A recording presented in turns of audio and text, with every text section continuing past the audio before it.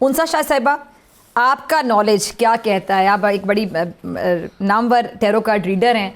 2025 में by the way आपकी क्या प्रेडिक्शन थी इस हवाले से? सियासत में क्या नए चेंजेस आएंगे? और बार बार मैं पीटीआई के हवाले से भी इसीलिए बात कर रही हूँ क्योंकि पीटीआई एक पार्टी है और इमरान खान साहब के हवाले से पूरा साल डिस्कशंस होती रहीं कि आया कि वो जेल से बाहर आएंगे, तहरीक चलेगी नहीं चलेगी। अब इसके बाद मैं मरीम नवाज साहिबा, बिलावल साहब और बाकी तमाम चीज़ों पर भी बात करूँगी, मईशत के हवाले से भी बात करूँगी। पहले इस पर आप अपना कॉमेंट देते हैं। सबसे पहले तो नया साल आप सब लोगों को बहुत मुबारक हो। और देखिए, मेरी जो प्रेडिक्शन लास्ट ईयर जो मैंने यानी कि इसी साल 2025 के स्टार्ट में मैंने की थी और इमरान खान साहब यानी कि पीटीआई के इससे रिलेटेड ही की थी, और उस प्रोग्राम में बहुत सारे एस्ट्रोलॉजर और भी थे और सबने यही कहा था कि 2025 जो है वो पीटीआई के लिए बहुत अच्छा रहेगा। खान साहब वापस आ जाएंगे, नेगोशिएशन होगी, कम्युनिकेशन होगी और मामला जो हैं वो तय हो जाएंगे। ये सेम बातें जो है मैंने बिल्कुल उसके ऑपोजिट कहा था और मैंने कहा था कि 2025 में मुझे नहीं पॉजिटिविटी नजर आ रही, ना ही पीटीआई के लिए ना ही खान साहब के लिए। और वही यही हुआ कि 2025 का एंड चल रहा है और अभी तक खान साहब के बाहर आने की कोई ऐसी न्यूज हमें नहीं सुनाई दी। हाँ, अब 2026 की बात करते हैं। नया साल जो है सन की एनर्जी है। अगर हम इसको कैलकुलेट करें तो नंबर वन जो है वो सन को रिप्रेजेंट करता है और सन जो है लीडरशिप को रिप्रेजेंट करता है। जो लीडर्स होते हैं, जो मुल्क चलाते हैं या दुनिया चलाते हैं। तो इसी तरीके से मुझे ऐसा लगता है कि जैसे ये साल बिल्कुल सही कह रही हैं कि ये जुपिटर का ईयर भी है। तो अगर हम पाकिस्तान की ओवरऑल बात करें तो इकोनॉमी में अनसर्टेनिटी ही रहेगी। हाँ, थोड़ी बेहतरी होगी, इम्प्रूवमेंट नजर आ रही है, लेकिन हालात कोई बहुत 360 डिग्री चेंज होते हुए नजर नहीं आ रहे, क्योंकि ये साल जो है ट्रांसफॉर्मेशन का साल है। अब अगर हम यूएस की बात करें तो यूएस के लिए मेरे पास कोई इतने अच्छे कार्ड्स नहीं आ रहे। यहाँ पे 5 ऑफ कप्स का कार्ड है, फिर यहाँ पे जो है वो 8 ऑफ सोर्ड्स का कार्ड है। तो यूएस के लिए पॉलिटिकली अगर हम देखें, इकोनॉमी वाइज जो है यूएस की जो स्ट्रेंथ है वो मुझे वीक होती हुई नजर आ रही है। अब आपका जो सवाल है पीटीआई के लिए, उसके लिए यहाँ जो कार्ड है वो 8 ऑफ वॉन्ड्स का कार्ड है। तो ये बिल्कुल बात सही है कि कोई निगोसिएशन हो सकती है, कम्युनिकेशन हो सकती है, बातचीत के दरवाजे अभी भी खुले हुए हैं।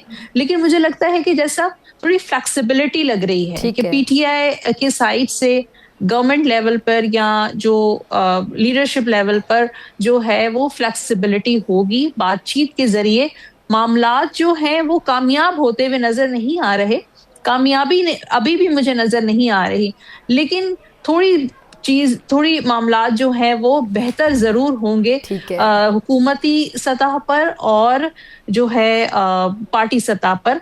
लेकिन बहुत ट्रांसफॉर्मेशन भी मुझे नजर आ रही है, क्योंकि यहाँ पे डेथ का कार्ड भी है जो ट्रांसफॉर्मेशन को शो कर रहा है कि बहुत सारे जो पीटीआई के जो अरकान हैं वो कहीं और ट्रांसफॉर्म हो सकते हैं। उनकी जो मुंतकली मुझे नजर आ रही है कि वो कोई और पार्टी ज्वाइन करेंगे या कोई जो है इंडिपेंडेंटली जो है वो अपना पॉलिटिकली करियर, अपना प्रोफेशन जो है वो कंटिन्यू कर सकते हैं। तो बहुत सारे पीटीआई से जो रिलेटेड बड़े बड़े जो नाम हैं वो पीटीआई से कहीं और ट्रांसफॉर्म होते हुए नजर आ रहे हैं। अब खान साहब की बात करते हैं और खान साहब के लिए जो कार्ड है कि थोड़ी बहुत फ्लेक्सिबिलिटी मुझे लग रही है 2026 में, लेकिन वो भी स्टार्ट में नहीं, मई जून के बाद जो है वो थोड़ा बहुत बात करेंगे। लेकिन यहाँ पे हमिट की जो एनर्जी है, अगर कार्ड मैं आपको दिखाऊं, यहाँ पे हमिट की एनर्जी है, तो ये कार्ड जो है कोई इतना पॉजिटिव कार्ड नहीं होता।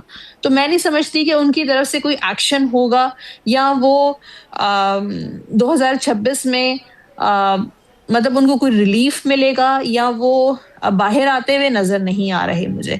जो उनकी सिचुएशन है वो ही सिचुएशन, सेम सिचुएशन रहेगी। उनसा मरियम साहिबा का जायचा जो आपके सामने है, आपको क्या नजर आता है?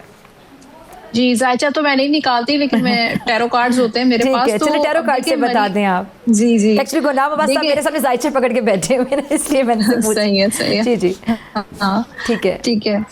तो देखिए, मरियम नवाज के लिए जो इस वक्त पोजीशन है वही पोजीशन रहेगी, और यहाँ पे जो कार्ड है यहाँ पे भी वही सोशल एक्टिविटीज, पॉलिटिकल एक्टिविटीज नजर आ रही हैं, क्योंकि मरियम नवाज जो है वो मुस्लिम लीग नून जो है उनके एक बहुत अहम जो है एक्टिविटीज नजर आ रही हैं मरियम नवाज के एंड पे। अब बिलावल भुट्टो साहब के लिए जो अगला साल है वो भी सेम ऐसा ही रहेगा जैसे 25 था, लेकिन बिलावल भुट्टो की शादी की गुड न्यूज मिल सकती है, कहीं पे उनका जो है एंगेजमेंट हो गई, शादी की तैयारियां, सेलिब्रेशन टाइम लग रहा है उनके लिए। उनकी लाइफ में जो लाइफ पार्टनर आएगा वो उनके लिए बहुत गुड लक लेकर आएगा, और उससे उनका जो पॉलिटिकल करियर है वो और ज्यादा मजीद स्ट्रांग होगा। फिर तो उनको जल्दी शादी कर लेनी चाहिए।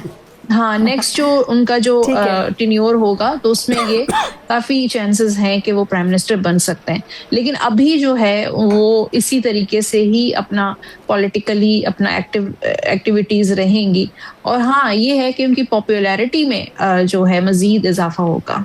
उनसा शाह, आपका लास्ट कमेंट। उनसा, आजकल लोग बड़ा ये ऑरा के हवाले से बात करते हैं कि आपका ऑरा बड़ा क्लियर होना चाहिए, बड़ा क्लीन होना चाहिए, उसके लोग बड़ी बड़ी प्रैक्टिसेस भी कर रहे होते हैं। तो चूंकि आप लोगों का सब्जेक्ट है तो मैं ज़रा ये भी जानना चाहूँगी ऑरा के हवाले से ज़रा दूसरे लोगों को गाइड कर दें।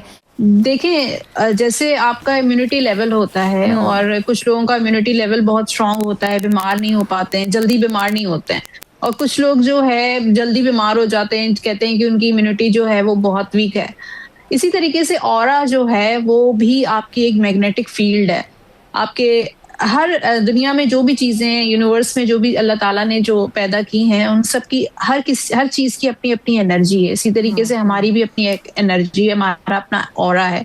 और जिस तरीके से आप कह रही हैं ना कि बिल्कुल आप सही कह रही हैं कि ऑरा जो है क्लिनजिंग किस तरीके से की जाती है, स्पिरिचुअल प्रैक्टिसेस से, मेडिटेशन से, योगा से, और सबसे ज्यादा जो आपकी जो इंटेंशंस होती हैं, जो आपकी जो सोच होती है, आपकी जो नीयत होती है, वो अगर किसी भी चीज के लिए पॉजिटिव होती है, आपकी जो एनर्जी अगर पॉजिटिव होती है तो आपका ऑरा भी पॉजिटिव होता है। और अगर आप नेगेटिव सोचते रहते हैं हर वक्त, दूसरों के बारे में भी, दूसरों के लिए नेगेटिव करते रहते हैं, तो आपका ऑरा जो है वो ये नहीं कि नेगेटिव ऑरा है आपका। तो इसी तरीके से वही कहते हैं ना कि डेविल एनर्जीज भी हैं दुनिया में, और जो है पॉजिटिव एनर्जीज भी हैं। इसी तरीके से हमारा जो ऑरा है वो अगर जो है वो बाय बर्थ किसी का बहुत पॉजिटिव होता है, बाय बर्थ किसी का बहुत नेगेटिव होता है, लेकिन रिलीजियस प्रैक्टिसेस से आप उसको क्लिंस कर सकते हैं, जैसे मेडिटेशन हो गया, योगा हो गया। और आपका लास्ट कमेंट अबाउट ऑरा। देखिए, ऑरा जो होता है ना, ये इंसान के अंदर का मौसम और बाहर का माहौल, इनसे मिलकर बनता है।